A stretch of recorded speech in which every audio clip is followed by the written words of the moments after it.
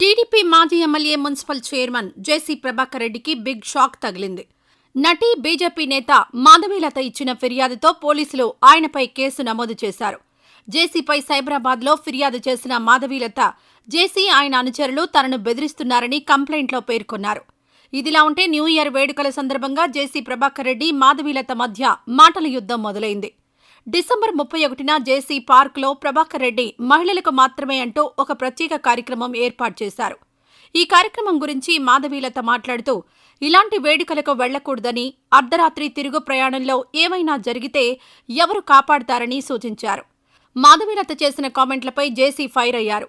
మాధవీలతపై అనుచిత వ్యాఖ్యలు చేశారు. ఆమె వేస్ట్, వేశ్య అంటూ సంచలన వ్యాఖ్యలు చేశారు. దీనిపై తీవ్ర విమర్శలు రావడంతో ఆయన వెనక్కి తగ్గి క్షమాపణలు చెప్పారు. ఆవేశంలో నోరు జారానని, టంగ్ స్లిప్ అయిందని చెప్పారు.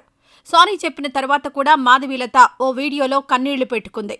మహిళల మాన ప్రాణ రక్షణ గురించి మాట్లాడినందుకు తనను అసభ్య పదజాలంతో దూషిస్తున్నారని ఆవేదన వ్యక్తం చేసింది. మామూలుగా ఉందామని ప్రయత్నించినా తన వల్ల కావడం లేదని ఎమోషనల్ అయింది. కొద్ది రోజుల క్రితం జేసీ వ్యాఖ్యలపై ఫిల్మ్ ఛాంబర్లోనూ ఫిర్యాదు చేసింది.